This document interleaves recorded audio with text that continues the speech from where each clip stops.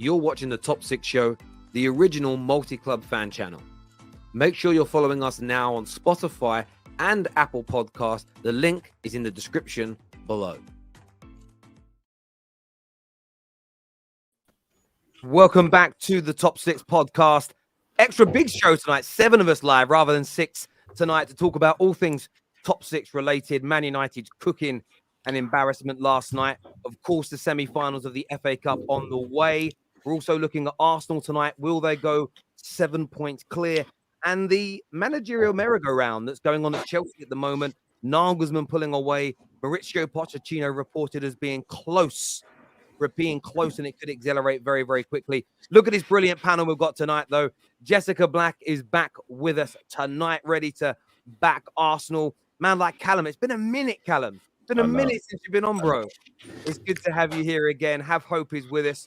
I can't wait to get his take on Chelsea. Chatty Patty is back in the house again, along with man like Mo, who is the neutral of neutrals tonight as an Inter fan here, and man like JJ back with us. 2 Liverpool fans on one show. We've definitely got to have a little bit of a Liverpool special in this. But how's everyone doing? Everyone well? Everyone good?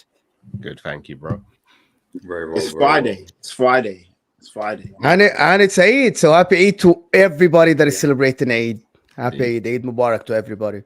Absolutely, absolutely. And that's a very tough month, Ramadan, with fasting and everything else that goes around that. So I hope everybody has a wonderful day in relation to that. And should we just get it out the way now? Man United's cooking. Should we just get it done early? We should just save the best for last. Let it cook a little bit longer. Let you sweat. I don't mind. Shout out to Maguire, man. Shout out to Maguire, man. Yeah, we could speak Man United. Let's talk a little bit of Chelsea. I want to talk a little bit of Chelsea because Nagelsmann today has pulled out. He said that he's basically not interested, to paraphrase. And then we're talking Vincent Kompany, and now Mauricio Pochettino to Chelsea looks close. This could accelerate, according to Matt Law. What are you saying, Have Hope? Talk to us about the next manager at Chelsea.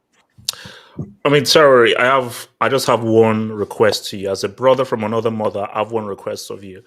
Please, can you burn that Todd B clip in that whole thing? Can you burn it and never play it again? Because I promise you, we will never, ever, ever play it again. I swear. And I knew you do. No. Look, I think that'll be done.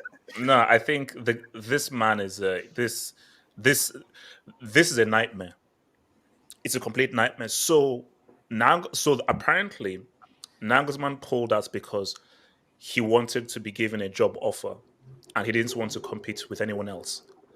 So you want Nagelsmann, who is seen as a young maverick, taking Leipzig to a UCL semi, doing all he did with the Bayern Munich. You want him to compete with Kompany of Burnley and Mauricio Pochettino, who I'm sure Patrick will know. This clown in a UCL final. Poch ain't This fruit seller, this guy who sells fruits for a living in a UCL final, you start a tree trunk who's not played for 2 months, and the guy with the receding hairline who drops a 3-piece in the semi-final, you bench him. That's loser. You want to come to a club? Terry, this is what Papa Drogba was saying. I don't recognize my club anymore. We've gone from winners and one of the biggest clubs in the world to running an orphanage with blood-packed contracts. How are you offering people 10, 20-year Alcatraz, San Quentin contracts? So we are literally basically, what's it called? What's the name of that thing? Like the child snatcher in that Disney film. I don't know. So we're kidnapping kids from the streets. Chitty bang bang. Yeah, chitty bang bang. I love you. All that stuff.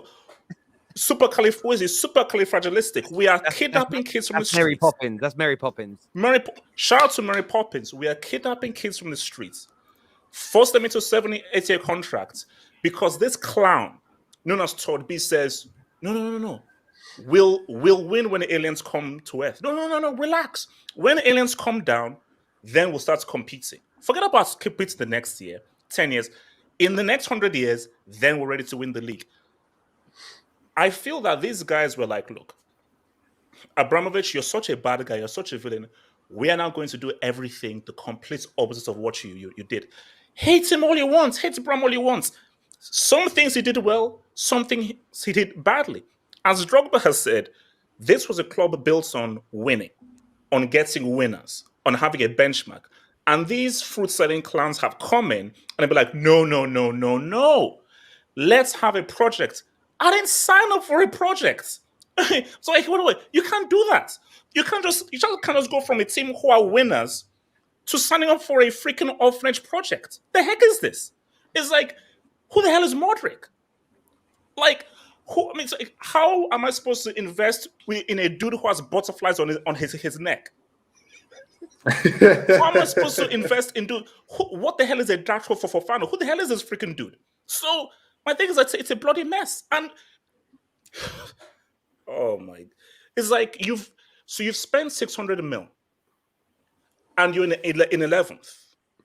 You sack Potter, cool. Who asked for Francis Lampard? This clown got sacked twice. This clown got sacked twice because he's crap. You're in a company and you get sacked because of poor performance. Then that same company says, you know what? We're going to rehire you. For what? First of all, for Lampard, you should already retire already because you should know that you're a bum manager. Roy Hodgson, they kidnapped him from a retirement home. This guy was in a freaking retirement home watching cartoons. They kidnapped this old man, and he has the same amount of wins that this loser Lampard has in his last 22 games. Look, I'll keep it a stack. This club is it's finished. It's a mess. It's a complete mess. And if Pochettino gets hired, we are now a mid-tier club. We are no longer the winners and those top guys that we used to be. If Pochettino walks through that door, Chelsea as a top club that Bram built, it's over. It's finito. So I have hope. Everything you say is great, but most of the Chelsea fans at the beginning of the season, they believed in a project. They wanted a long-term plan. I didn't. Everybody, you didn't, but most of the fans everywhere, they just wanted, oh my God, let's build a project. This club has been up and down. A lot of people, and you know it. A lot of people. No. A lot of people, they were like, when everybody said, let's get a winner now, 1 year, 2 year contract. They said, no, we want a long-term plan. We want someone to work with these kids. We spent a lot of money. Everybody here tell me if I was wrong. Every Chelsea fan I met, yeah, I'm telling you, they wanted that. They wanted. You can't say that. To be fair, Have Hope has never ever wanted. No, I'm not saying that, Jessica. I'm saying that most of the Chelsea fans, and they said they wanted a project. They're tired of the ups and downs. They are tired of this, and they wanted a long-term project. Well, no. You're saying that they don't know. They don't know what they want. Well, I'm saying that there was They don't. Like in the beginning when they were talking about, because I know the Chelsea fans that you're talking about, they had kind of thought, okay, this could work. As long as Bowley spends a lot of money, I'm down for this project. And then as soon as like shit hit the fan, they're like, I don't want this anymore. Are you guys surprised as Chelsea fans? Like they're so spoiled. They don't want to have to wait. They don't want to have to go through any pain. They don't want to have to suffer. They don't want anything that looks like it may or may not work. They want certainty with money all thrown at them, winners, all of that. So I'm not surprised that they're capitulating now. But in regards to like the managerial thing, I think Have Hope is overreacting so much to Poch. I don't think Poch is anywhere near this clown that people are making him out to seem. Patrick, tell her. Patrick, please remind her. Patrick, remind her. I think he's better than Potter, I think he has a little bit more on his CV to let you, like, if you look at what he did with Spurs, which was way less resources than he'd be given at Chelsea, you could see him working out there. But it all goes back to Bowley and whether or not he has his shit together, because quite frankly, he's made a mess out of everything. So, but this whole Poch thing, I think it's weird because it feels like a good fit. I don't know if anybody else thinks it feels like a good fit to me. With the young players and all that kind of stuff. I think you need somebody that knows how to work within a project. Just real quick. I was going to do the super chat. Sorry, this is here. Have Hope, like most of Chelsea's fans base, don't want Poch because he managed Spurs. Overreaction at its finest. crybaby. That's that's a lie. No, like this has, trust me, I'm not one of those tribal fans of like, oh, if you are at Arsenal at Tottenham, no.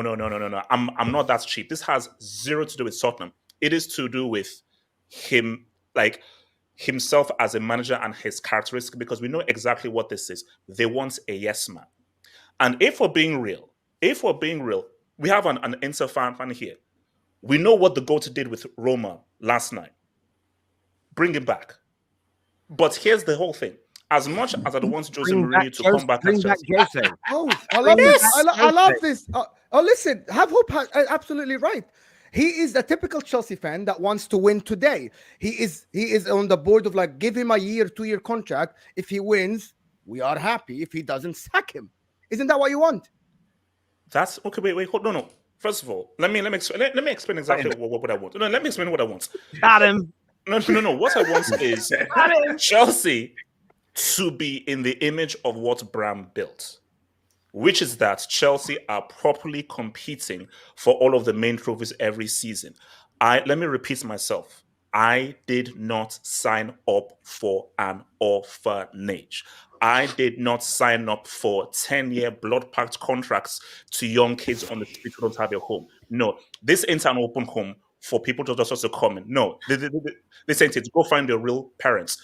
But the issue though is, for Pochettino, it is what it is. It's a yes man. Because if it's Jose Mourinho, Mourinho's going to come and be like, wait a minute, I want a 3-piece with Inter Milan with scraps. I want a treble with freaking scraps. I want a Champions League twice with scraps and fruit sellers and so forth. So yes, scraps. Not that all money that Pep is using to win his treble. Okay, Pep is going to buy his treble very soon. But Eti was scraps. What?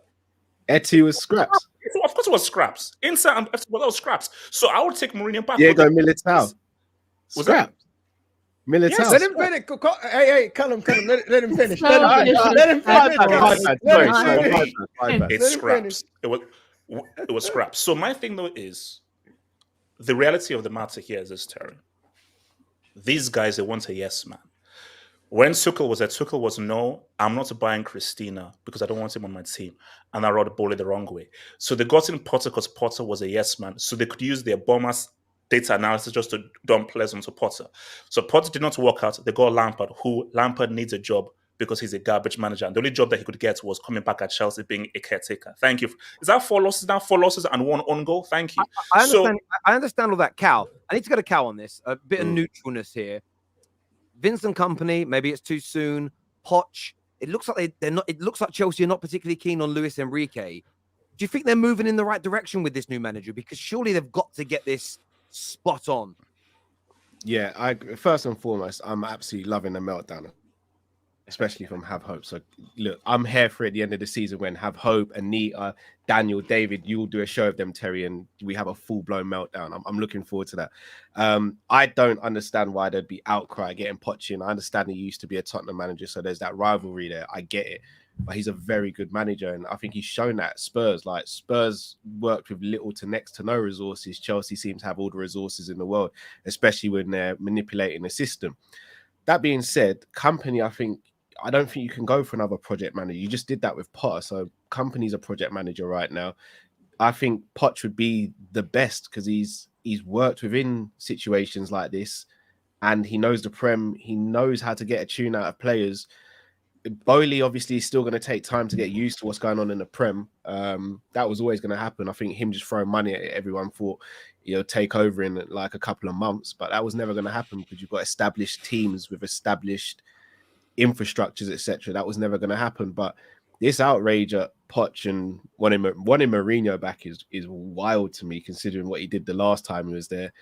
Company for me makes no sense. Luis Enrique at the moment for me would make sense, but not as good as Poch in my opinion. I think Poch is the way to go with this situation. You know what? It's so funny because I agree with Callum, and I'm a Spurs fan. Obviously, I love Pochettino to death. I would hate to see him at Chelsea, but I understand it. It's a great fit. And also, if we're not going to, I keep hearing murmurs and rumblings from Tottenham that we're not talking to Poch. So he's free, obviously, to talk to other clubs. And at the end of the day, he's a top manager and he needs a job. And him being at Chelsea would be fantastic, considering the young talent they've got, the money, like Cal said, the resources, the infrastructure there. But the funny thing is, the fans like have hope, don't want Poch there. So if Poch doesn't start off well, it will turn really toxic. And sorry to cut you, Patrick. It reminds me of when Rafa went to Chelsea. Yeah. And so it's quite funny because Chelsea fans are so spoiled that they don't even see a good thing when they're staring them in the face. I think Poch would be a perfect fit for them, but they're just so stubborn and spoiled. They can't see it, which is good anyway, because I don't want him there. So yeah, it's all good. Yeah, let me just respond to something. Jerry, just let me just say something, please. Number one, have hope that Inter team that you call scrap won against your team home and away, and Samuel Eto'o at that he walks into all your teams in all your history. That's number one. As a right winger. No. It doesn't matter, and he would walk into all your teams and all your history. So just don't call that team scrap again. That means you never watch football outside of Chelsea, and that's number one. That's number. But that's why I've got an inside jersey. So maybe. So how do you say that? I don't know. Honestly, I have no idea. That team was one of the best teams. That we defending against Barcelona. We defended against Barcelona as well. So there's no shame in this. Number two, a bit about your manager. I think actually you should hire Antonio Conte. He's the only one who can save your club. Absolutely. He's the only one that you can save your club now. Your club are full of losers now, and probably you need a winner like Antonio Conte to pick everybody at the club up. I think that's what you should do. One of Mourinho's or Conte's. These are the only two people that can save your club at the moment from being in the relegation battle next season as well. You spend 600 million, and you cannot even get a win. You cannot even buy a win. So that 600 million that you need now, you need a winner that will pick all these people up and win with them. That's not a dig at your club. Your club but the owners want a yes man. The owners want a yes man. But that's the problem. That's the problem. That's not a dig at your club. The only thing is your club is the most successful club in English in the last 20 years in English football, winning trophies and stuff. So you need someone like Antonio Conte who will take you, as he took you from 10th to winning the league the next year, he will take you from 13th or 14th, maybe, to compete for the league.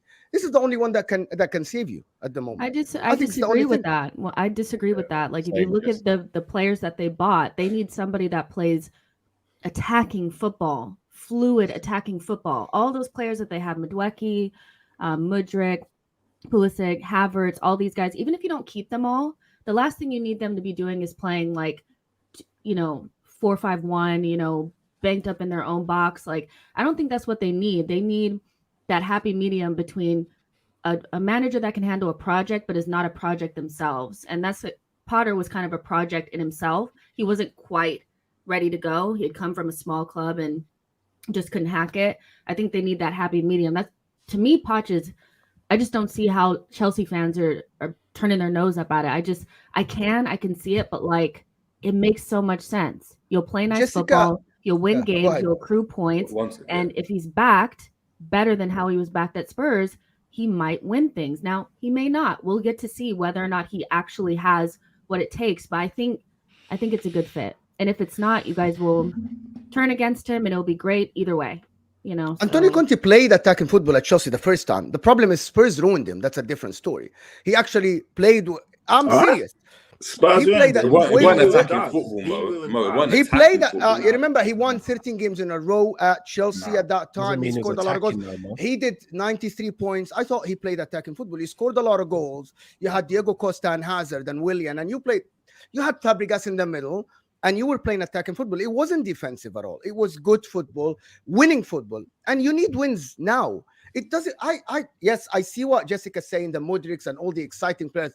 But I thought they want to get rid of these exciting players. The team is built for 3-5-2 with the defenders. They had the Barishilis, the Chalaba, the Koulibaly, the two wing backs you have now. I think the team is built for 3-5-2.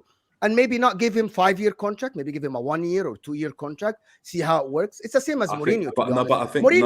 Go ahead. I think the problem is with Chelsea, it's been like this from the beginning, is that the whole club's not aligned. You've got some fans that want this kind of, project, so we're backing Potter. You've got others that have hope that want to, that speak fluent UCL, fluent trophy, and they want to go and just be successful, right?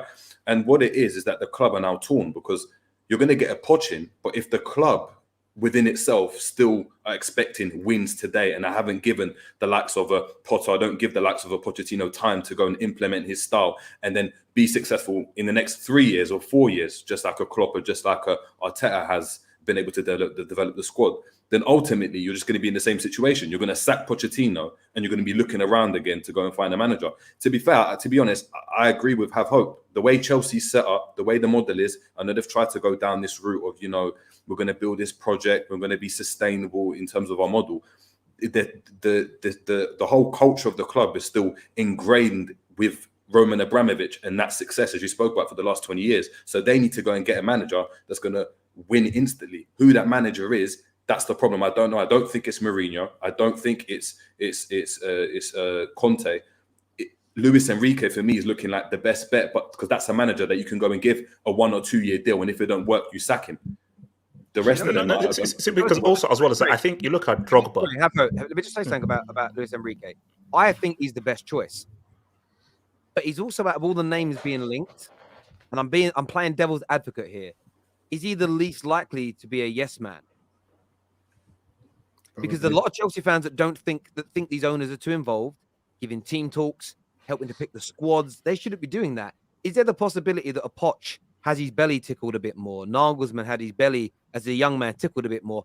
Luis Enrique managed Barcelona, managed Spain, very well respected in the game. He's a bigger name than those two.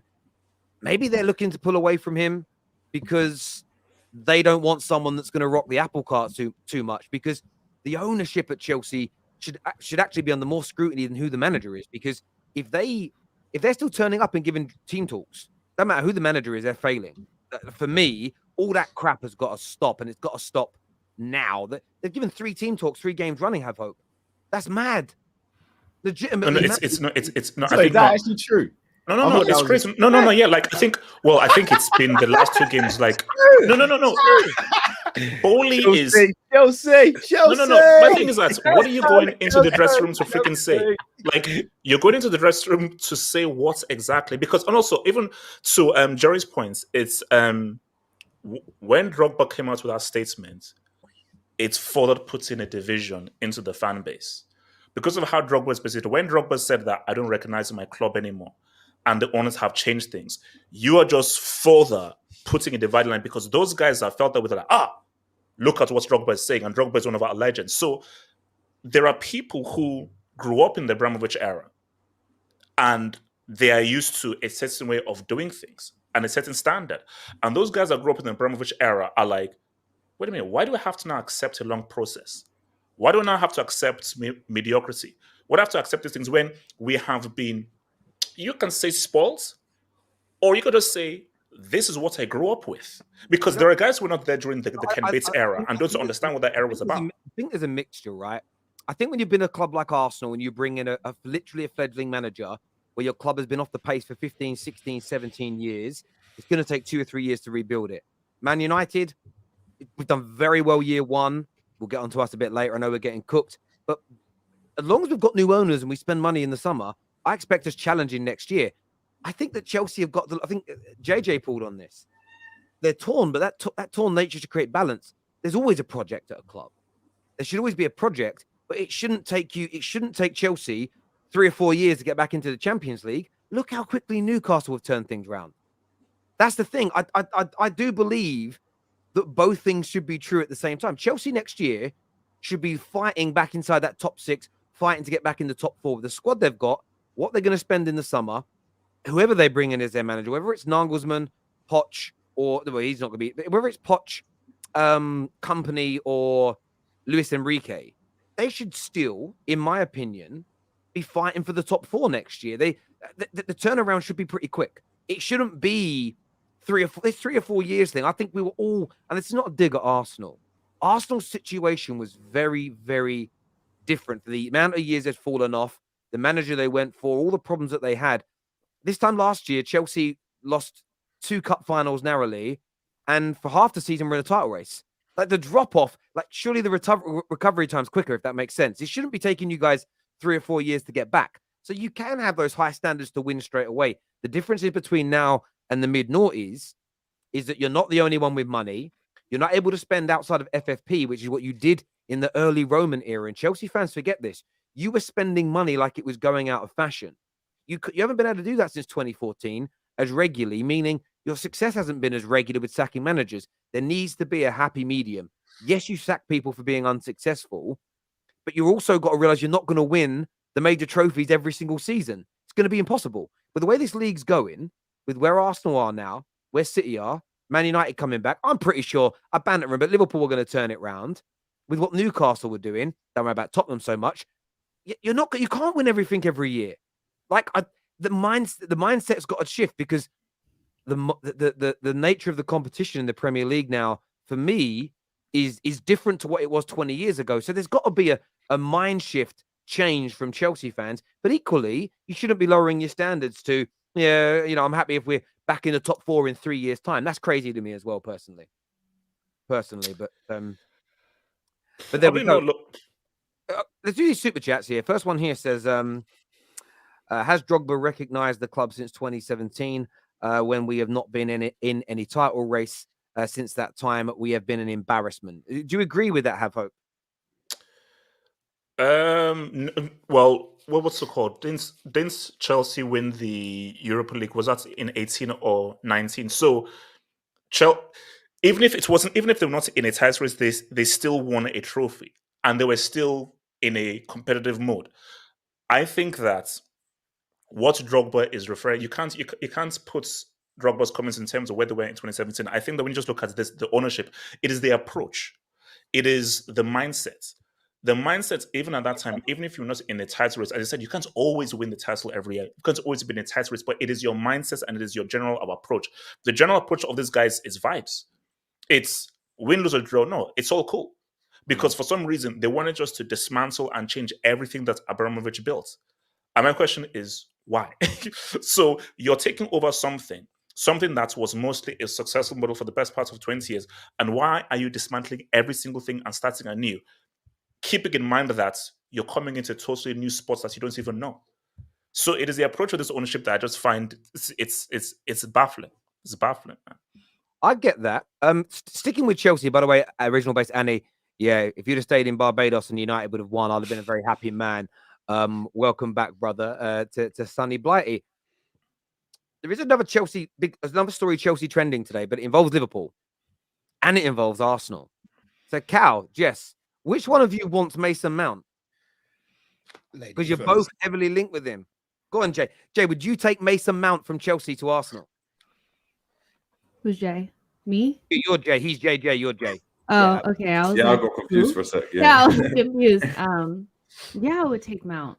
Of course I would. I've always rated him. So, and I don't necessarily believe that, a player that's in bad form, you could easily explain why Mount is the way that he is right now. It's not that hard to figure out. And I don't believe that just because we're better than Chelsea now, that all of our players are so much better than theirs are, So I heavily push back on the idea that because they're in 10th, they have, or 11th or whatever, that their players are of that standard. So I'll start off by saying that. I would take Mount, and that left 8 position where Xhaka is playing now, he would cook there. Arteta could make him into one of the best left 8s in the league. It wouldn't be that difficult. He already scores goals, gets assists. He'd have a free role. He makes those third man runs. He reminds me a lot of Aaron Ramsey, and that's the exact type of player that we need in that position. But it wouldn't be unconditional. The only thing that would make me, look a little bit like, okay, well, maybe not so much, is the wages and the amount it would take. I think the types of wages that he's asking for are probably more why Chelsea don't want him there versus his talent. And so I think we're only going to give one player $200,000 a week, type wages this summer. And it probably will be like Declan Rice. So for that reason, I probably would be a little bit like, okay, maybe not so much, but talent wise, yeah, I would. Absolutely. I would. I don't know why Arsenal fans are so against it. I don't listen to Chelsea fans and think that their knowledge of footballers is what I should be listening to. They hate all their players, but their players are not crap, So why would I listen to them? So yeah, I would take Mason Mount, but it wouldn't be unconditional, like I said. Dyke here says 80 million for Mount and he's yours. He is heavily linked to Liverpool, Cal. Is this the kind of midfielder that you could think give Liverpool that rejuvenation in the summer to get you back in the top 4, back challenging for the title? No, not for me. Look, I understand he's talented. I think he's good. I do think he's overrated, but I think when people say someone's overrated, they will automatically think that person who's saying they're overrated thinks they're rubbish. I think anything further from that. I think Mount's a very good player, but for Liverpool, I don't see how it works. This notion that he's just going to come in and be an upgrade on Henderson, for example, I don't want an upgrade on Henderson. I want a midfield that becomes dominant again, and I don't think Mount is the key to that happening. Also, for me, there is no concrete evidence over a sustained period that Mason Mount will be successful as a centre midfielder, because he doesn't play often as a centre midfielder for Chelsea. If I'm not mistaken, his best season was a season in the pandemic, and he was playing sort of as a left winger or an inside forward. He wasn't playing as an 8 or a centre midfielder.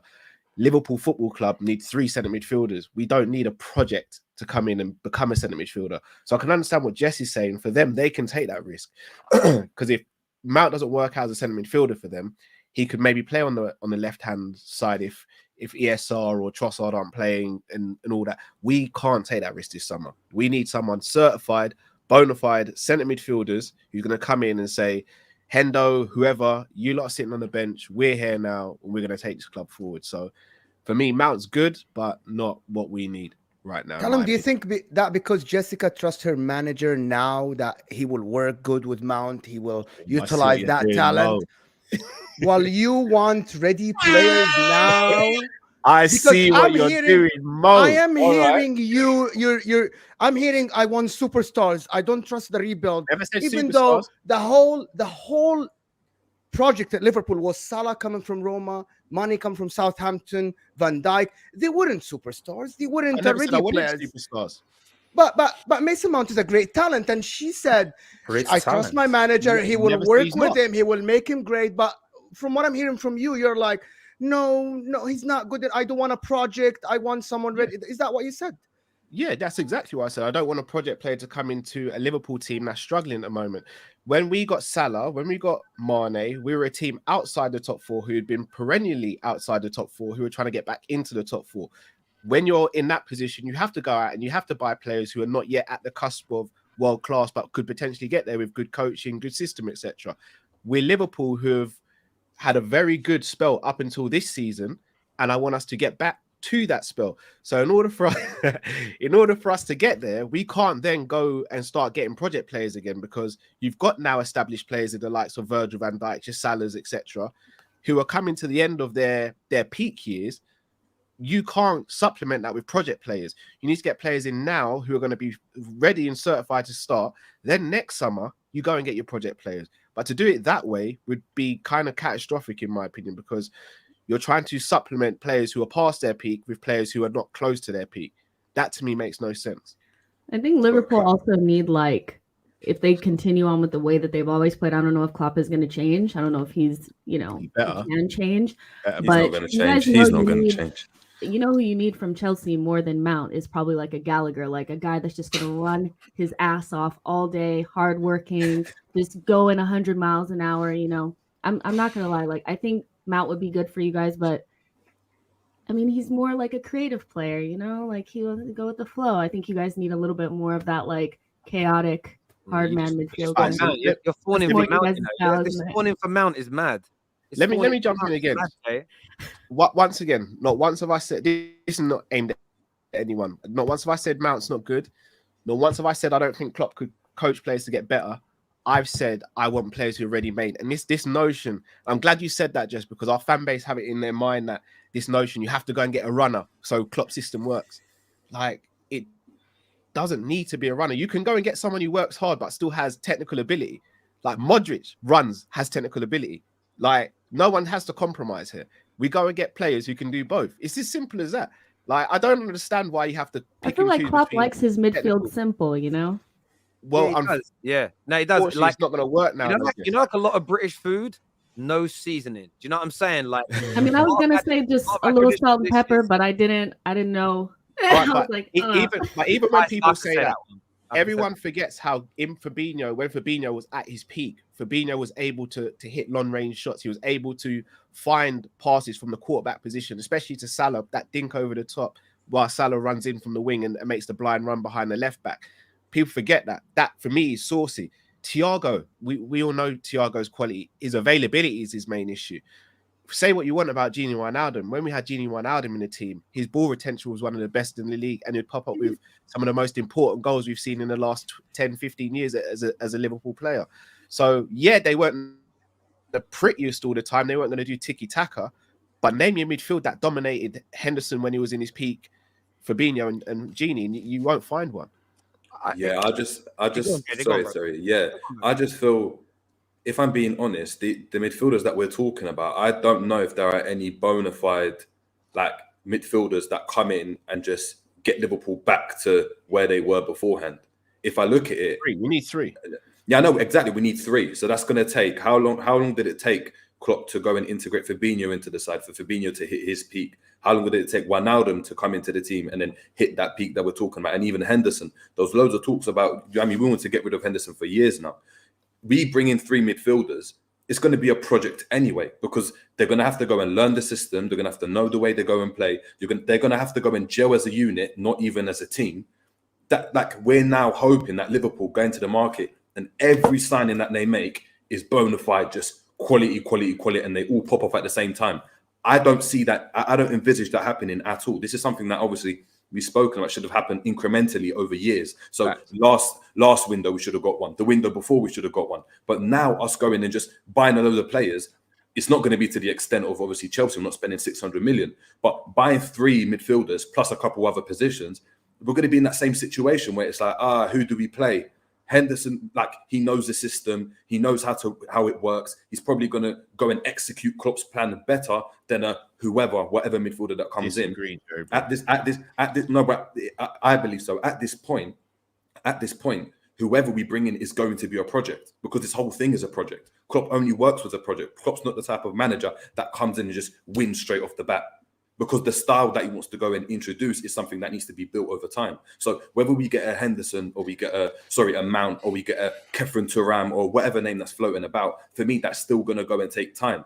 Of course, in an ideal world, they come in and set the world alight, like a Salah, like a Verge did when they came in. But I don't know if that's going to happen because of all these little like things that are going wrong at the club. No director of football, do you know what I mean? No medical staff. The manager now is taking more ownership over staff. We've got players that aren't performing to the level, like your Verges, like your Fabinho. So I think it's a project regardless of who you sign. I agree, but isn't a project better to work with players who know how to play a position rather than teaching someone how to play a position, then teaching them the system and then teaching them the quote-unquote Liverpool way? I mean, it depends, isn't it? Because there's one player that goes and plays a position and knows how to go and play a set position. So let's take a Ward-Prowse as an example. He's been as a midfielder his whole career, probably played at right mid. I don't want him, right? But you go and bring in a Mount that's got the qualities that Klopp's looking for. What did Klopp do with Cody Gakpo? He brought him as a left winger, playing him as the focal point. Darwin Núñez started as a striker. He's playing out left wing. When Mo Salah was at Roma, Mo Salah a lot of the time was up front or on the left. He's gone and played him on the right and actually moved Mane across. Salah was either on the right or on the 10 behind Xhaka. Yeah. He was a second striker. Gini Wijnaldum, as an example, was much more advanced to the role he was going and playing at Liverpool when he came. So all these types of things, it's just, in my opinion, I haven't got a lot of hope with Klopp, but for me, it's whatever players he wants now, this is on him. If he thinks Mount is the guy to take him forward, it is what it is. It's going to be on him at the end of the day. No. I personally think that Mount works for Liverpool, because I just think that. Are you saying that because you want to sell him though? No. Pull that to one side. And also, can I just end this notion? I did not bully Mount off of Twitter. He did that off his own volition. I had nothing to do with Mount leaving Twitter, so please don't blame me. I think that, Callum, I don't really think that it's a project in what you say. We're not dealing with a 19-year-old or a 20-year-old here.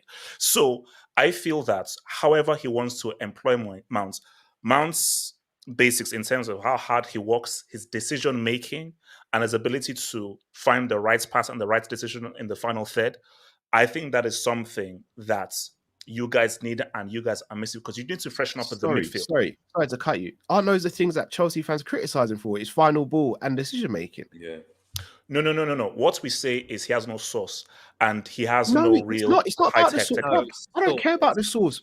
Like Henderson didn't have source, and ask Terry. I used to come in here and defend him all the time when he was in his prime. If he can't if his judgment of a final ball or the weight of a final ball is not good enough, I don't just want runners. If I want runners, I might as well go to the Olympics and find the next Usain Bolt. No. You're getting a runner. You're getting a runner with a sprinkle of technique. Which is fine. Rude. You're so rude. No. Look, let me ask you a question. Yes, sir. Natural talent, in an attacking sense, Mount has more natural talent than Declan Rice, right? We can all agree on that. Yeah, okay. Yeah. But overall, I'm taking Declan Rice in Liverpool's midfield 100 times out of 100 over Mason Mount. Callum, you need both. Callum, you need both. There's two different positions. No, I know that, but I'm not disputing that. But I'm saying everyone acts like because it's Mount and because Klopp wants him, it's automatically going to work. Look, I love Klopp. I don't want him to leave. But this notion like he can't make mistakes or you can't question who he's looking at is crazy. We can all, not one Liverpool fan at the beginning of the season or in January sat there and said, I tell you what we need. We need someone like a Mason Mount to come into this midfield to rejuvenate.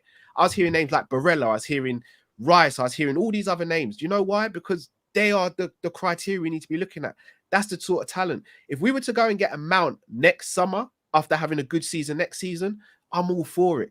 But to bring him in now, expect him to transition from a bad season, playing left wing predominantly for a lot of his Chelsea career, into now becoming a mainstay in Liverpool's midfield that has been struggling. What are we doing here? Okay, let me ask you this to you and Jerry. I think 80 mil is crazy, but his contract is running out. If he's available for like 20 or 25, do you take him? Because see, if it's 80 mil, then that's a lot of pressure for you to now perform. If it's 20, which means that you still have enough money to now rebuild your midfield, that's fine. And also, I think you're crazy that you still want to keep Klopp, because we all know that Klopp fits 6-7 seasons, he loses his way. So I think he should be sacked. But there you go, keep him. It is what it is.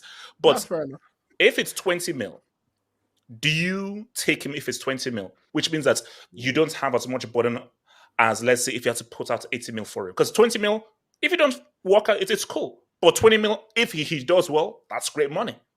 I'm going to be real. I don't control Liverpool's finances and they don't control mine. Like this notion of a player costing a certain amount, I don't give a damn about. Like, I just want the right player. Like, if someone is 18 hear me out. You asked the question, I get the question. If I thought Mount was the right player, like if you were to say, if you could pay 80 mil for Declan Rice or 25 mil for Mount, who would you get? I'm paying 80 mil for Declan Rice because he suits us better. I don't care about the price. This whole notion of, let's go and grab him because it's low risk. It's not low risk. We bought Karius for 4 million. He cost us the Champions League final. That wasn't low risk to me. That was a massive risk. So go and get the right player. That's the real net spend right there. You know what I mean? It's go and get the right player, man. I don't care about the price. They don't affect my pocket and I don't affect theirs. I'm going to do some of these super chats here. Some of them are going back to Chelsea as well. The Arsenal ones that people have put in, we'll touch them later when we're on Arsenal, just to keep it kind of on. Sorry, still got this chest infection. It still comes back, still haunting me. What are Chelsea doing? Sad situation is what Deborah Luck says. Yeah, it's certainly sad for Chelsea fans. This is a quick question for you, Have Hope. Who's Chelsea's player of the season? Have Hope. Actually, no. If I had to, well, apart from myself, if I had to pick, probably Thiago Silva. Thiago, so that makes sense. That makes sense. Yeah. This here says that's a Man United one. We'll come on to that. This is from El Donny Staffy. Hope you're well, bro. He says, aside from the 7-0 versus Costa Rica, Spain had 2 goals in 3 games and no wins in the World Cup. Enrique would be a horrible fit. Go and get Poch. So Staffy there, who's a United fan, is back. What's this love affair with Poch? Why are people obsessed with this freaking dude? Who is he? I mean, he's just some dude. Here's an interesting one. Who do we think the masked football rapper is? They say it's Sancho. I I think they said it's Eddie I don't Nketiah. think I think they I said don't Eddie think it's Nketiah. Eddie Nketiah. I think you can even see it. I think it's like an acronym. Like the words would spell out Eddie as well. Oh no. EDDIE. So you can see. Oh, There you go. yeah. Is it any good, the song? I've seen the pictures. I ain't seen the song. It's all I haven't right. seen the song. Yeah, it's not. It's average. Yeah, if it's Eddie Nketiah, a Spurs fan, be like, oh crap, bro. Yeah. You see how Patrick hated No, it for so me. quickly? It's not that good. You saying it could be Iwobi? I don't know. Yeah, it is what it is. I saw someone the other day said it might be McTominay. That made me laugh. I thought it'd be hilarious if it was. Looks too short for McTominay, to be fair, but there we go. This here says these are all Arsenal and Man United. Deborah here says Chelsea are lost. What the F happened? Bowley knows nothing. And why did they bring Lampard back? Stupid. How does Lampard have a career, man? How does Lampard still have a career? Like, I don't understand. I don't understand how you feel upwards. Because you Chelsea fans have hyped some him of up. your That's why fans were just like, No, Carl. That was not me, Carl. Back. It was Carl. Those are the psychopaths. No. the vibes. The psychopaths are winning Lampard back. Those are the psychopaths like Rory Jennings. Yes, I'm going to name and shame Rory Jennings and his cohorts. These are the clowns that once said Lampard back because these guys just have an agenda. This man shouldn't be managing. He shouldn't be managing, bro. You're trash. You are horrible. It's peak for him, right? I feel a bit sorry for him, really. Not money and that, but just I don't know. I feel a little sorry for him. But this is an interesting comment from Ty. Ty says, speaking on United, we should send Erik ten Hag back to the Dutch league and get a proper manager in Enrique under Qataris to become a proper club again. Ten Hag ain't it. Do you all think Man United fans would be premature after last night's defeat to want to sack Erik ten Hag?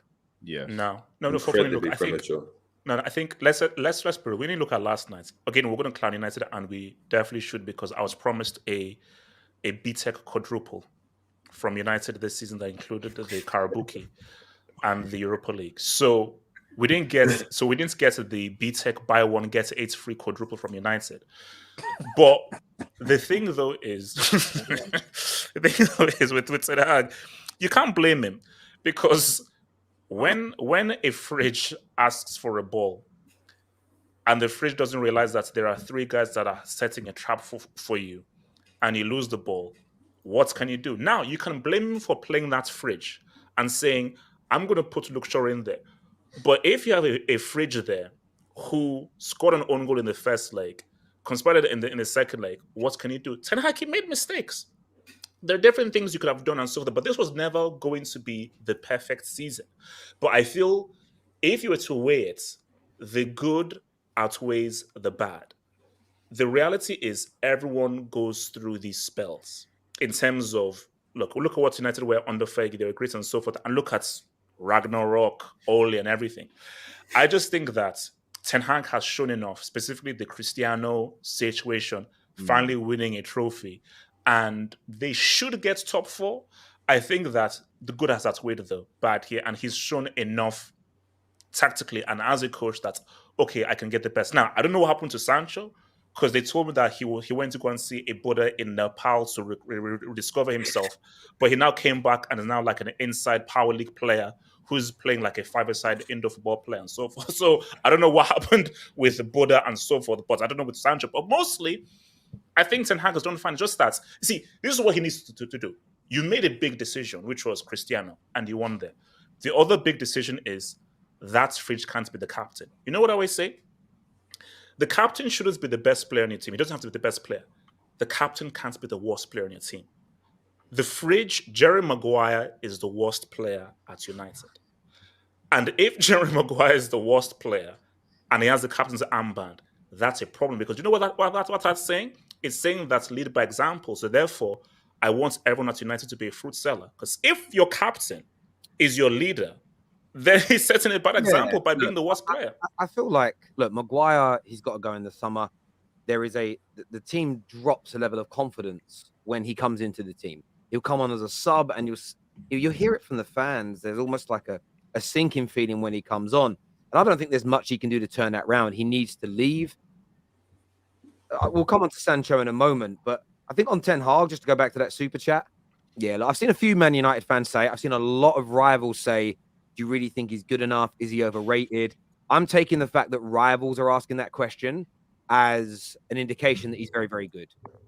Because generally, when one of our clubs has a bad manager, we all want them to get a lifetime deal. We want them to stay. I've never seen a space from rivals like I did last night on Twitter, where there's for Ollie saying sack Ollie, get him out. It was keep Ollie in, but I actually saw Hussam and these guys. I listened to some of it, to be fair. They were like, this manager's got to go. I don't think we'll take Man United forward.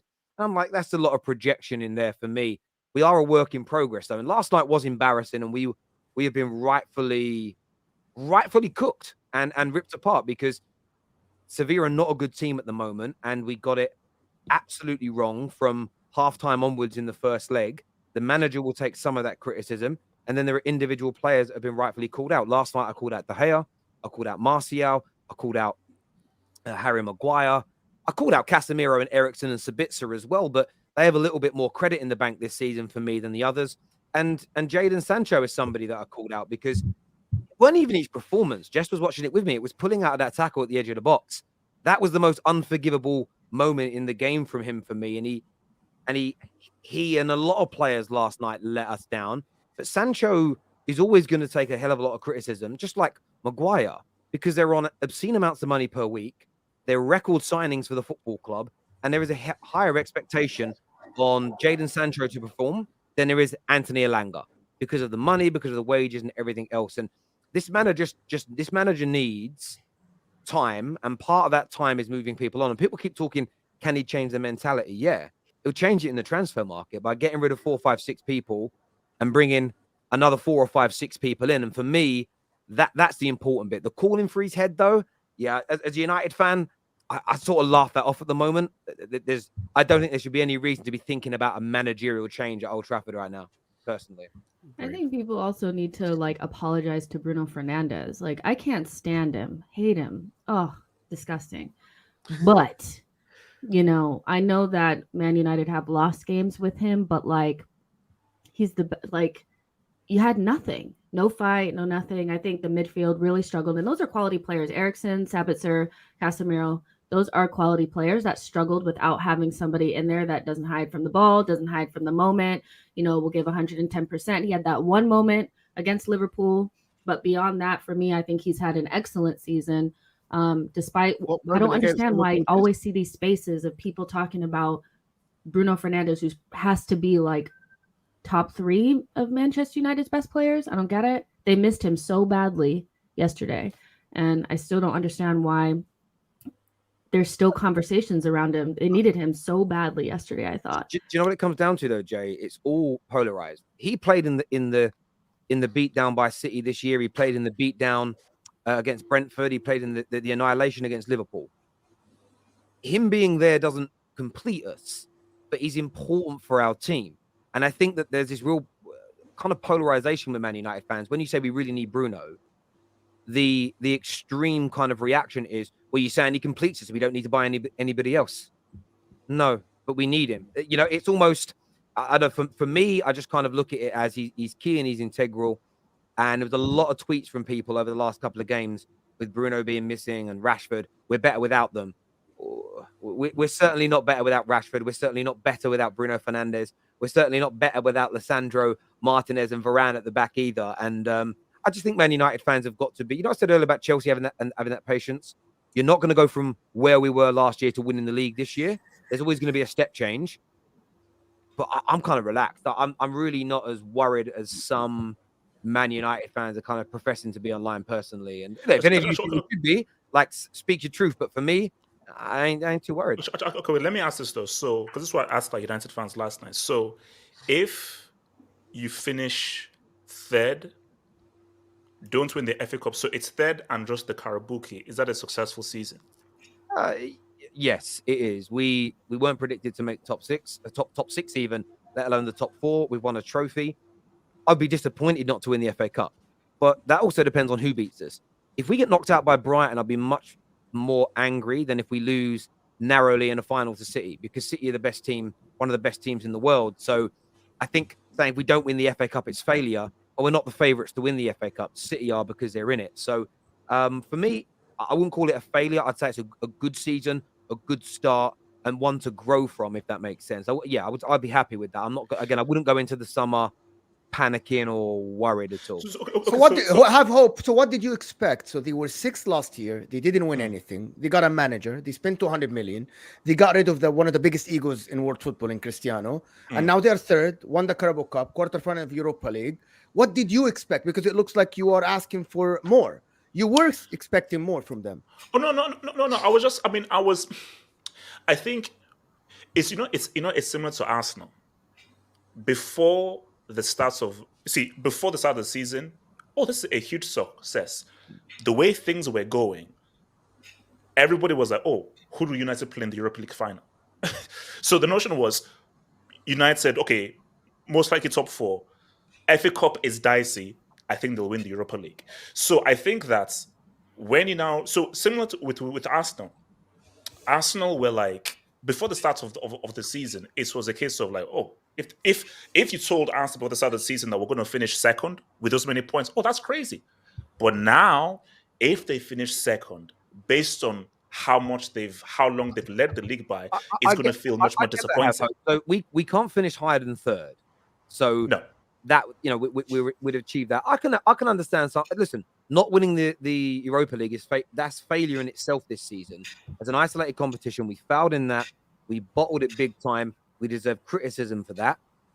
But overall, I think we've had a successful season based on what we wanted to achieve. We're back in the Champions League. We're growing. That will help us land these new players. And then it's all about the trajectory. And I think our trajectory is moving forward.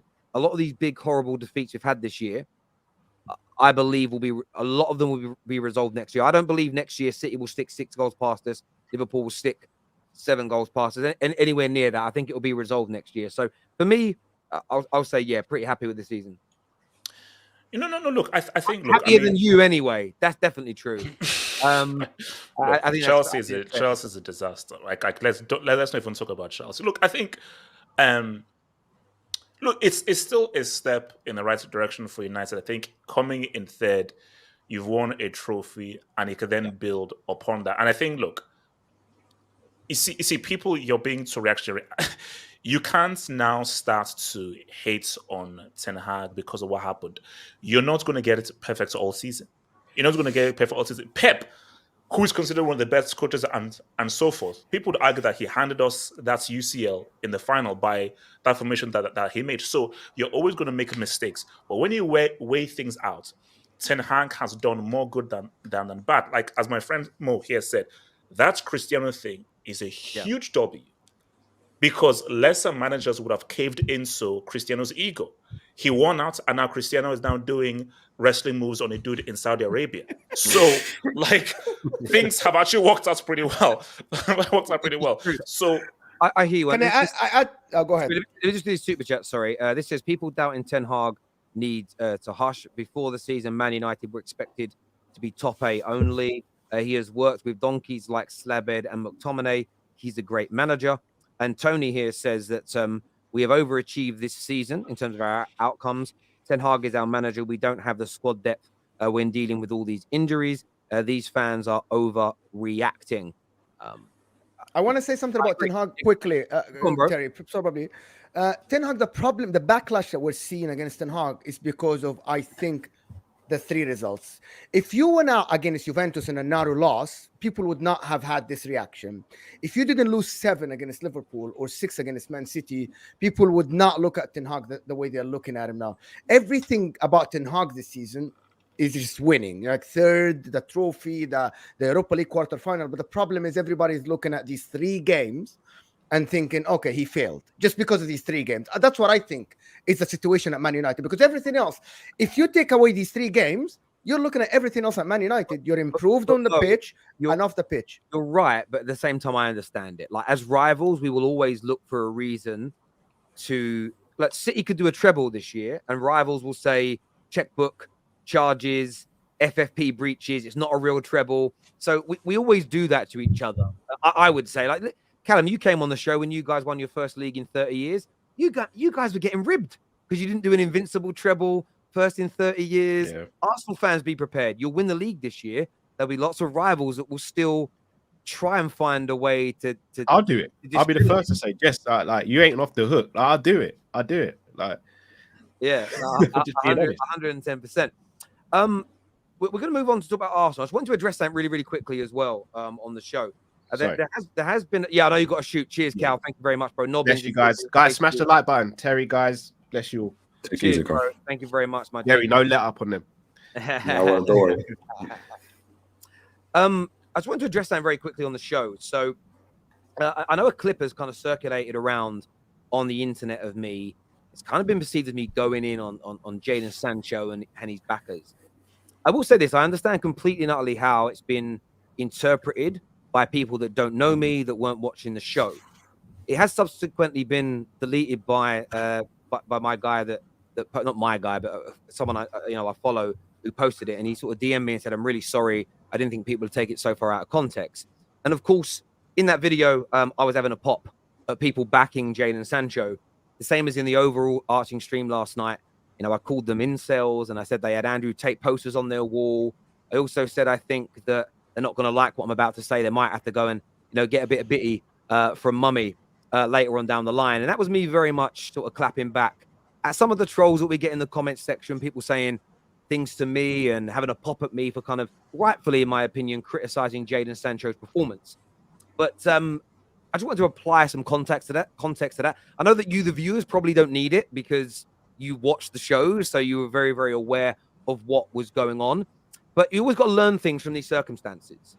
And my learn is I'm probably just not going to react to some of the trolly things and some of the harsh things you guys say to me. I've always enjoyed it. Normally, you say bad things to me, I kind of clap back and say something. But I just want to kind of protect myself a little bit better moving forward and ensure that nothing I'm saying can be kind of clipped up and or misinterpreted moving forward. And that's not a dig at anybody else. If you want to throw things at me, absolutely feel free to do that. But as I say, I was calling out some people in the comments that were saying some madness stuff towards me. It was a little bit of fun between me and the trolls, I thought. But I understand why people have interpreted that way. I spoke to a few people about it today, and it appears that they get it now. And as I say, the guy that posted it kind of DM'd me and said, "Look, I'm really sorry. I didn't think everybody would take it out of context." And I'm like, "Look, that is social media for you." But I thought I would address it on the show moving forward. And yeah, I did go in on the trolls. I absolutely went in on the trolls, and that's what I thought everybody heard. But there we go. Listen, big game tonight, Jessica. Opportunity to go 7 points clear. Maybe drop it missing. Maybe you're leading 2-0 and you fry it away again. Who knows? How are you feeling about tonight's game? Does it have to be on a Friday where if it goes wrong, it's going to ruin my entire weekend? I feel so much pressure, and it makes no sense because you're playing bottom of the league Southampton, but there's tons of pressure on this game. So I'm feeling nervous, but at the same time, I think we'll win. We're at the Emirates. We do well on Fridays, especially at our place, and I think we'll be fine. But, the last two matches haven't been great. I think you could argue away the Liverpool result a little bit because we know it's difficult to go to Anfield, but there's no excuse for what happened against West Ham. And, the pressure, maybe it's getting to the team. Maybe, they're looking at City in the rear view like, oh, this team, they're so good. What are we going to do? Missing a couple of key players. So, yeah, I do feel the pressure, just as a fan. So I can imagine what the players feel like. But tonight, you just have to take care of business and then look at Wednesday after. I said this before West Ham. There's no point in thinking about the Etihad if you don't beat West Ham. I feel the same way about Southampton. You don't beat them, what's the point of talking about Wednesday? Wednesday doesn't matter if you don't beat Southampton. So it should be a formality. It should be a banker. It should be 3 points. We should be ahead and put the game away. But the team, maybe the pressure is getting to them. I don't know. But if they bottle it's the pressure, today, Jess, or overconfidence? I think it's overconfidence that manifests into, pressure, because I still think that we've been confident the entire season. And even when teams would come back in, we turn right back around and score another goal. Lately, it seemed like, okay, we're still our same overconfident or confident selves, and then we give up a goal and then we capitulate.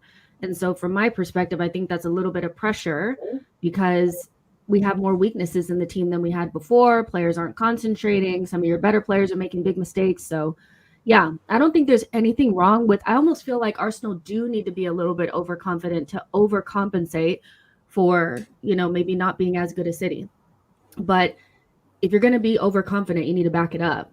So if the other team scores, you have to keep attacking. And so that's where I think it's the pressure, the anxiety of like, oh my gosh, look what we just did. We were cruising and now it's 2-1. At 2-1, you should still be able to attack and create moments, and we're just not able to do that. So for me, that's not overconfidence. That's the pressure getting to you. Yeah, that's exactly what I felt. I felt like you should have took control of the game, especially after they scored the goal or even they scored the second. But I'm looking at the game and you actually had more attempts than you. Like they wanted it more. And I was like, how? This is the team that is fighting for the league and they're looking at City behind them. And this West Ham team already won 2 before that. So they were kind of in the comfort zone a little bit. And I'm like, I really didn't understand why this happened to Arsenal. Forget Liverpool at Anfield, different story. But why against West Ham, who shouldn't be fragility, there? I think there's still a fragility there. Age? Like, you think age, experience? I don't want to say age because I still feel like, we have some players that I don't think, cave to pressure that are young, so I'm not sure it's just age. I think, it doesn't help when, one of your best players starts, the kind of like spiral. I thought Thomas Partey was culpable for a lot of what happened against West Ham, and he's one of your better players. So like, is it really age or is it just, what is it? So yeah, but we just cracked under the pressure. But we've had games like this in the season. We just weren't really punished for it the way that we have been lately. I can think of Southampton away, Leeds away. The second halves of those games, it was quite similar, where we just stopped attacking and then they just attacked us and we kind of got away with it. These 2 games, we didn't get away with it. And I think that's because, like, honestly, like, holding does hurt us. So when you have weaknesses in your team, you have to be even more concentrated. You have to be even more on your piece. Like, you know what I mean? And we're not quite there. We're a couple of percentages down, you can tell. Even like 2% is enough for us to, you really see it. So it's such an interesting one for me. So go on, JJ. Go on, bro. Yeah, I was going to say, for me with Arsenal, I feel like the overconfidence is coming from a place of insecurity. When you're overconfident, it's because you're, as just said, you're trying to go and hide something else. Now, when you're confident, like within yourself or within a team and stuff, you can still be nervous about playing a game. You can still be nervous about going into a certain tackle or taking a penalty. But the way in which you do it is completely different because you have assurances within yourself.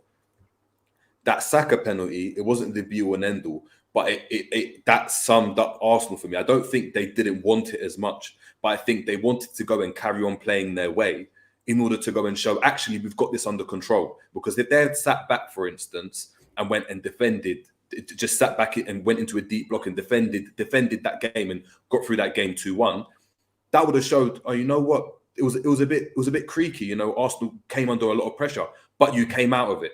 It's acceptable to go and have that within games. But when you're doing this overconfidence, when you're trying to go and do flicks through players' legs because you're not trying to say, you know what, I'm going to go and put my body on the line, or I'm going to go and show, you know what, we're under pressure, but we're going to get out of it.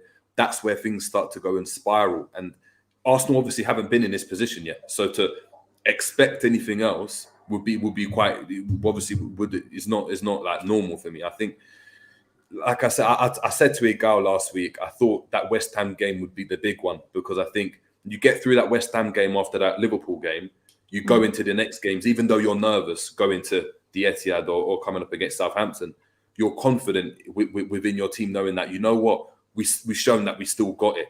Those two kind of draws and coming back from 2-0 losses, psychologically, we're now going to see what impact that has on the team today, and obviously the City game as well. Yeah, for sure. I see kind of similarities from last season's Spurs chase to Arsenal in that top 4 to this chase. Of course, with the difference between City chasing you and Spurs chasing you. But I see a little bit of similarities. I'm not sure if anybody sees the same. And I really hope that the outcome is not the same, because I'm publicly backing Arsenal to win the league because of the domination of City and stuff. I said that before. Like, seriously, I really don't want Man City to win the league, just because I want to see different people and I want to give hope to the poor people to win the league other than Man City. So Poor people. I Arsenal ain't poor. Let's stop this woe is me. The Arsenal are poor not a people. poor team. We're underdogs. Okay, Definitely the week. underdogs. Let's say We're Patrick, punching above the our week. weight. The Because poor I people, think if the Man poor City hang on a win minute, the hang league, on a minute. The poor people with an owner with 13 billion pounds in his bank Exactly. account. Come on. Poor They people. spend a there. lot. I'm sure Oh, they spend the most in but Europe the in the week, summer, Patrick, right? Patrick, you see my point here. Like, if Man City win the league, I feel like everybody's just gonna look at this league and say, we really don't have a chance, because this team has been top for the majority of the league, and this monster comes from behind and sweep everybody. I'm like, okay, so there is no hope. And I feel like if Arsenal win the league, it will give hope to Man United, Chelsea, everybody. You know, You because know what, Mo? Liverpool have been Sorry, there. I disagree there, because I think that if Arsenal do somehow don't win the league, you can still take hope from what Arsenal have done. People will know that Arsenal, it was in Arsenal's hands and they messed up. It's not like City have Arsenal. If Arsenal don't win the league, it's because Arsenal obviously failed to capitalize in these moments where they were 2-0 up, 2-0 up, drawing here, drawing there. It's not because of City, it's because of Arsenal. So it will still give hope to other people. So I don't buy that notion. But come on, Patrick, you know what I Patty, mean. though. Liverpool, I think- Liverpool. I Patty, think let me ask a question to Patty. Patty, does it give you hope of winning the league? Yeah, I see what you're trying to do here. What? Listen, Apples and oranges. Why did you I do see that? what you're trying to do here. But, But you know what though? Like, I do think that, like, obviously you can look at these games in isolation and say, oh my gosh, like, you know, Arsenal should be winning these games, and you know, they were ahead and all this kind of stuff. I do think on the basis, like, overall of the season, we've lost like what, 3 games or something like that. We've been like really, really, really good. And so, like, the idea that we're just gonna, I mean, basically what people are saying, we should have went on like a 10-game win streak. Like, it's really difficult to do. To think that Arsenal wouldn't have, you know, had any sort of bumps whatsoever. Like, there really isn't very much margin for error. And so, yeah, like, of course, we'll look back on it and be like, damn, we were kind of far ahead and we may have, like, you know, slipped up. But at the same time, when I kept looking at those games and I was like, okay, Arsenal still kind of have to like go to the Etihad, they have to go to Anfield, they have to go to St. James. Manchester City had already cleared them games, you know? And I was like, is it really as far ahead as I thought? I don't know, you know, but we still have a chance, but I feel the creaks are definitely there and they're showing, you know, it's whether or not they can overcome. There's creaks, but you're at home against Southampton tonight. This should still be a relative formality, comfortable win, and then we'll be set up for such an epic game on Wednesday, which everybody's stopping what they're doing. No one's going out on dates. Kids are going to bed early. People are leaving work early. The whole world is going to sit down to watch that game. I think people will still tune in if Arsenal drop points tonight, but I feel like Arsenal winning it makes that game more exciting, because if City mess up, kind of Arsenal get a real incentive back. If Arsenal lose, suddenly it's, you know, all in City's hands again and the narrative changes. So very much looking forward to that. How do you see it going tonight, Nobbins? And welcome to the show, by the way, mate. Thank you. Yeah, so I, to be honest, I forgot that Arsenal were playing tonight. This is a formality in my head, and they're going to win really comfortably. Yeah, it's Southampton. I know they knocked us out of the League Cup, but they are quite rubbish, Southampton. So I thought Arsenal will be fine. It does all come down to the Wednesday game. I think that, well, like however many occasions I've been on this show, I always like give like a percentage check of like how confident I am of City winning the title. And it's for my sake, it's slowly been going back to City winning it. I think at one point I was like 75% sure Arsenal are going to win it. Now I like those days better. Yeah. Now I'm only like 55%. And genuinely, if City beat Arsenal on Wednesday, I'm going to be like 80% confident City win the title from there. I don't know what the exact point swing would be at that point. I think City would be 2 points ahead, maybe. Yeah. But I don't see City in a Guardiola City title run in. I don't see them losing any further games. I can maybe see them draw maybe on the last day of the season against Brentford or Brighton. But with Arsenal dropping points against West Ham, that actually is quite good for City because it means that we can afford to mess up away against Brighton or away against Brentford. It means we don't actually have to be perfect if we beat Arsenal. So I don't think it's an exaggeration to say it basically all comes down to the game on Wednesday, given how few games there are left. A bit concerned about Ake's injury against Bayern because he basically, clamped Saka in the 2 games where they played each other, and now it's probably going to be Laporte. And whilst I love Laporte, I think he's, an amazing defender. He doesn't suit this new system, and that does concern me a little bit. But City are good enough to beat Arsenal. But yeah, it's going to be a big one. Nobbins. Hello. Really? Okay. What? You guys have almost your entire team fit. And Pep, what a disgrace. Media saying you guys are tired. Disgraceful. Disgraceful. What is he talking about? You guys are in perfect shape. No, I'm not trying the only fan base that see their team are not favorites are City fans, and we had this before. Like everybody in the world see that this is 80% now or 70% City's title, but City fans will tell you, no, Arsenal they have still 60%. Well, you guys became favorites. Mo, you're absolutely right. Maybe at Anfield, you guys became favorites then.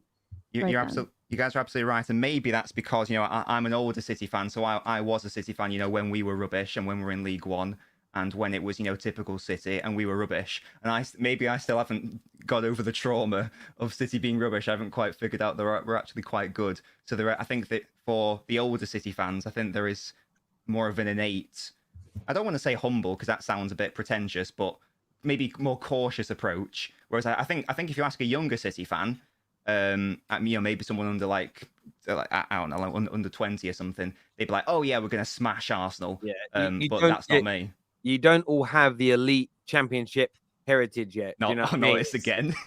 All I know is if you guys don't win the treble from here, it's absolute failure. You guys are favorites in every single competition. You don't just walk it. You're done. I mean, we are. I second that. I second this. So do Arsenal bottle it then? So do Arsenal bottle it then if they don't win, considering it's in their hands essentially? I mean, yes. I think based on if you see how far ahead we were at certain points, yeah, of course. People say we should have just walked it, and I think when you see the team that's behind us, you can look at it and say okay, it should be close. Arsenal shouldn't be walking it, but yeah, we will have bottled it. Everybody will say that, whatever. It's not in their hands. Why people say it's in Arsenal's hands? They say it's in Arsenal our are hands. going away. It was in your hand, Jess. But now you're going away to the best team in the world, arguably the best team in the world. It's in their hands. Yeah, but the game's still in your hands. The game's still in your hands. They could just draw the game. They could just draw the game, and that would be enough. Yeah, but they're going away. I'm sorry, but they're going away to the team in form in the world, and nobody wants to play Man City. People have convinced themselves that City are nowhere near what they used to be, and so now we should have been 8 points clear, just walking towards the finish line. It's not that easy, but I will accept the bottling calls. I'll accept it. It is what it is. If people see that we should have just been clear, walking towards the end, no hiccups, no nothing against this Manchester City side with Haaland up top, I accept that. No, but you were 8 points ahead, Jess. You had a little bit of separation, and you kind of made it worse. Yeah. So on that point, yes, you did. You did actually fail in keeping the distance between you and this lion coming from behind you, this shark or whatever they call it now. But now at this point, nobody can just turn to Arsenal fans and say, yeah, you bottled the league from here. No, you're literally going to the best team in the world. No, this it doesn't matter. The whole point of football is to go and win. If you've got the chance of winning a game, that result is in your hands. Whether you draw the game or lose the game, it doesn't matter. It doesn't matter how good the team is. It doesn't matter. You could have 9-10 men on the pitch. The game is still within your hands. Is it in City's hand as well? Is it in City's hands as well then? Yeah. They're both in control of their own destiny. But that's the thing now is now in football, whoever doesn't win, whoever doesn't come with the trophy has bottled it. Like we have gotten to the point now where it's like, that was Man what- City will have bottled if they don't win it because everybody sees them as favorites. But because Arsenal were so far ahead, if we don't win it, we bottled it. So like there's so many different scenarios. Like that's just the word. Like that's why I'm okay with it, because I don't actually think people like bottle. Look think at it's just this about Man overused. United. People are saying if we don't win the FA Cup, we've had a failure of a season. But then if City don't win the treble, it's a failure. No, but that's what I'm saying. But that's silly, Terry. That's what I'm trying to say. Is like if City were in a position just like Liverpool have been before, where we're top, and then we go and succumb that lead and end up second. For me, in elite sports, that is a bottle. You don't have to use that word. That's a flop. That's a flop because you were in control. Doesn't matter how big the distance is. You were ahead. And the person's overtaken you. But to be from behind, but to be City or to be United where you're behind anyway and you're trying to go and achieve something, that's not bottling. You just didn't achieve that target. You just weren't able to achieve that target. But being in pole position to win something and then ultimately going and it fumbling out of your hands, that is a bottle, a flop, a failure, whatever adjective you want to go and use. Yeah, Man United flopped and bottled it against Sevilla. We were 2-0 up in the tie and we ended up losing 5-2. That is there. I think it's such a hard one because rivals all want everybody else to flop. I've had City fans in my comments for weeks saying if you don't win two more trophies, Terry, your season is a bottle job. It's a flop. But yet if I say if you don't win the treble to them, it's a flop, they say no way. And that's just the problem for me. If you're going to give it to people, you've got to accept it back in the other direction. I just think it's all about, we'll wait until the end of the season. We see what people win. I think if City only win the FA Cup this season, I think it's a poor season by Man City's standards, as an example. If they win an FA Cup and a Premier League or an FA Cup and a Champions League or Champions League and Premier League, not doing the treble doesn't make it a bad season. I just can't. It's even like with Arsenal. If they don't win the league, I still think they've had a good season. I know that Roy Keane, a lot of people go, no way you can say that. They've become title challengers this year. And for me, Fergie didn't have very many non-title winning, trophy winning seasons at the club. But did I look at our years where we maybe came second, but maybe didn't win an FA Cup or a League Cup? Did I look at that season as a god-awful year where I spent the summer angry, not excited about the new season? Not really. So as a Gooner, everyone's calling it bad if you don't win. I just say take it on the chin and ignore it, because I think you will know that you buy well in the summer, you go again next year, and you're going to be one of the top teams again. And I know winning trophies is what matters, and there should be an element of disappointment. But I think the bigger disappointment should probably be with maybe not taking the other cups as serious, as opposed to narrowly missing out on the Premier League. But I just sometimes think those nuanced conversations, there's almost no room for them in football anymore. Nobody wants to have them. It's either you were the best or you're all shit and bottled it. I don't know if there's any gray area anymore. Yeah, and I think that's why like a lot of Arsenal fans at the end of the season, like no matter what happens, obviously if we don't win, people will banter us for a certain amount of time, but in reality, we'll be in Champions League, we'll be able to spend, and it would have been a good season for us, especially from where we came from. Like nobody thought we were even going to be in the top 4. And I've already seen videos come out today that people don't think that we're going to be in the top 4 next season. Nobody. Here's what I don't like, Jess. Yeah, here's what I don't like. Why this defeated me? I'm not referring to you. I don't know your opinion on this, but I said before that Arsenal should go to the Etihad and they have at least 40% chance of getting a result at this game, or 50% chance. Yeah. But what I'm seeing around is a defeated mentality, starting talking about what if we don't win? Oh, is it a good season? I can tell you why. But I don't. Let me just finish one point. Why, when you're not going at the Etihad, thinking that we can get a result? Because I believe Arsenal have been the best team in the overall. Yes, City have been great in the last 2 months, but what about the 4 or 5 months before that? You were the better team in the league. So I still believe, as a neutral, that Arsenal are going to the Etihad with a chance to win. They're not. It's not all doom and gloom. So that's what I believe. Well, no, you have a chance. The conversation that we're having, I think we're having it because I've seen after the West Ham game, all the narrative was that we had already bottled it. So we all naturally we have to have conversations about what happens if you don't win it. We're still in it. Like we could still get a result. But then also, like, I'm not sure if you know who this man is, Mo, but his name is Rob Holding. He's shit. and he'll be going to the Etihad and trying to stop Erling Haaland from scoring a goal. And from my perspective, like, we kind of needed Saliba. And I know that people be like, injuries don't matter, but everybody on this panel has complained at some point about not having a specific player in their team. And if they're not there, it's serious. And Saliba, that's kind of how it is. Like, you could beat Crystal Palace and Leeds at home with Rob Holding, but going to the Etihad with this guy, it's going to be rough. And I think that's where some of the concession has come in, is like, we needed our best 11 fit and firing going to the Etihad, because Man City have went up another level. They really have. Like, they're clicking. Pep has figured out how to use Haaland. And so we needed to be as good as we possibly can. And it's really difficult to do that with Rob Holding. But like you said, we still have a chance, but naturally we have conversations about what happens if, because everybody said that we bottled it after the West Ham game.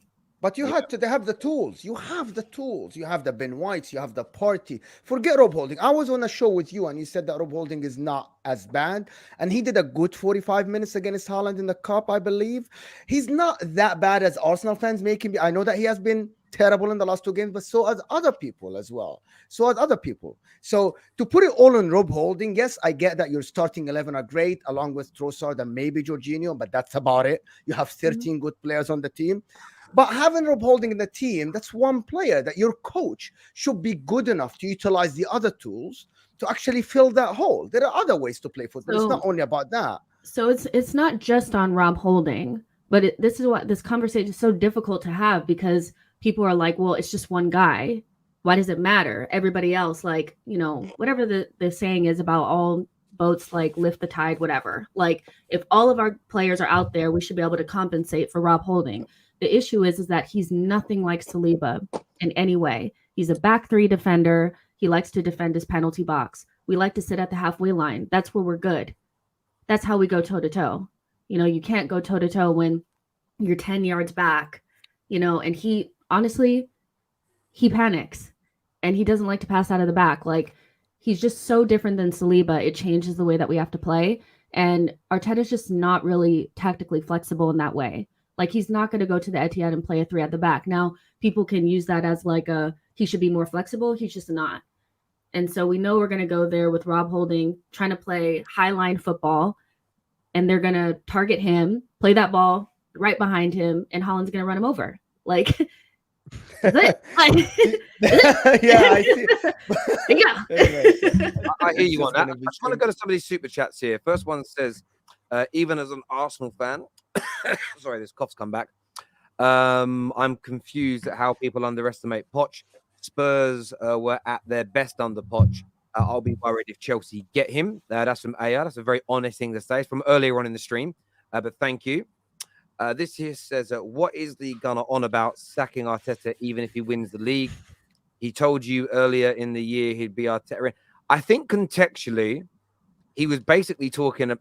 I don't think he was actually saying he wants it to happen. He was talking about how other big clubs in the past, people have won trophies and major trophies and still been sacked. And he was just talking about standards in general.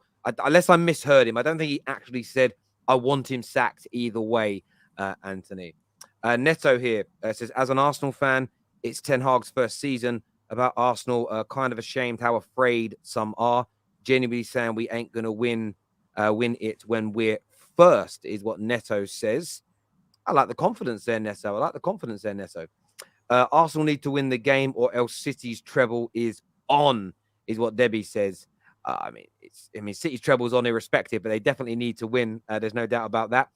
I cut my hair, says Terry. Can we have Colleen on, please, tonight after the game? I miss her. I'm unsure if she's available. I will drop her a message and see if she can grace us with her presence. Last 2 games, the team cracked over certain decisions made by the ref that they believe were wrong, and the team just couldn't recover and get, what's that word? Agitated. Got agitated. Sorry, I misread the word before it. That's why I couldn't get it and got agitated there. Yeah, I think there's some truth in that. Losing the gap without losing the games. Damn, can't believe that bottled it, is what Anthony has got to say here. The trophy is in City's hands. They won it last year, so it is theirs to lose. Yeah, I mean, listen, I get both narratives personally. Debbie also says, "Don't worry, Terry, you'll get new owners by the summer. Although you'll have to admit that last night's game was embarrassing. Yes, it was very embarrassing last night. There's no doubt about it. It was." And she also says, "Terry, did you watch the 4-4 Tunes video I told you about?" I didn't. I'll go check that out later, Debbie. I promise. And again, thank you for the brilliant donation to the Terrace. There is another game going on this weekend. It's kind of gone under the radar. Newcastle United versus Tottenham, race for the top 4. You feeling confident, Patty? Nah, not really. Not at all, if I'm being honest. The funny thing is our record at St. James's is really good. Our last 5 visits there, we've won 4 and drawn 1. So we actually have a really good record at St. James's Park. But obviously that was different Newcastle teams, and this year's one is really good. I think they've only lost they've lost 4 games this year. So they're a solid team. Defensively, they've got the best record in the league in terms of goals conceded.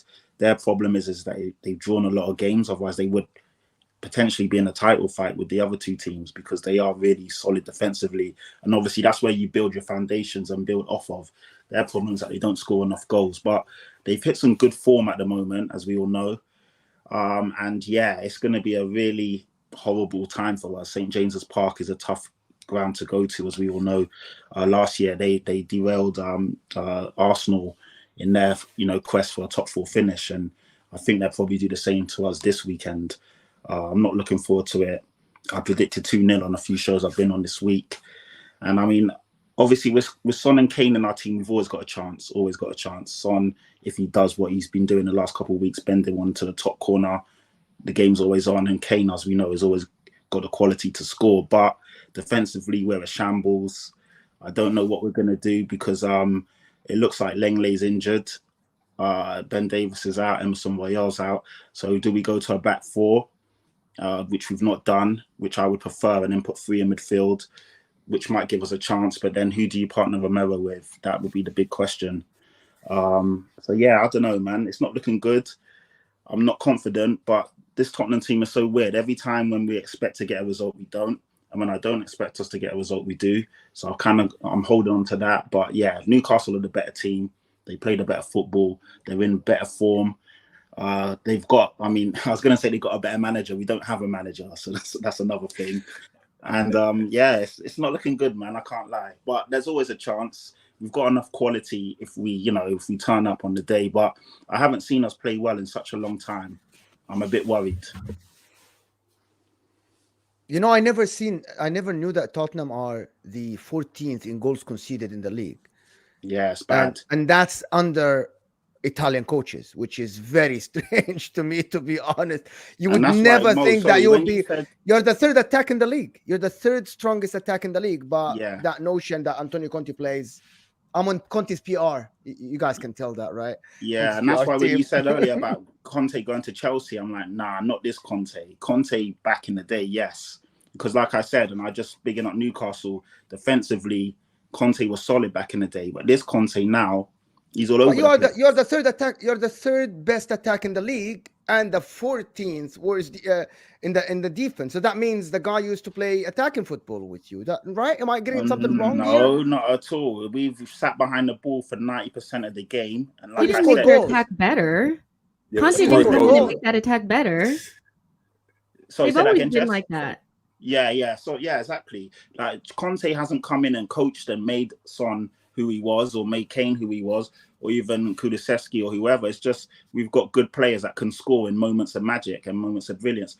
And we actually used to play, some sort of counter-attacking football. This year, I don't know what we've done. We've not been defensively minded. We've not been attack-minded. It's not like we have a good midfield and we'll be passing the ball around and creating. We've not done anything. We're just a weird team that's done fuck all, dare I say. And so Conte's a mess. Of course. I've been labeled a Spurs fan this year just because I like Antonio, because he won the league with Inter, of course, and I like his style of football. I used to like his style of football because he was atrocious. No, you saw we did shows before this year, and I said he's been atrocious this year in terms of tactics, game plans, actually picking up players and form, and I think pre-game talks he just lost it. I think this year he just out of football because he has been atrocious this year. Just let's get that straight. My problem with Spurs is that you are going into this period of, if Harry Kane leaves, you don't finish in the top 4. Okay, what is happening with the club? Where are you going to get your big team picture now? Who's going to be representing this club as a big club? I don't get it, to be honest. I'm looking at the club, that the way you're going, and I'm like, okay, if you don't get top 4, I think it might be done. It might be done for you. You don't think? I mean, even if we get top 4, what's the difference? I don't really, again, the notion that we have to get top 4, we've had top 4 football for the last couple of seasons, and it's done nothing. It's whether Daniel Levy wants to actually, I mean, first of all, we need a DOF because Paratici, as you know, that's been a cloud hanging over us. And today he stepped down because the ban, the appeal didn't get overturned. And he's been banned from worldwide football, which as soon as that was going on, Daniel Levy should have chopped him.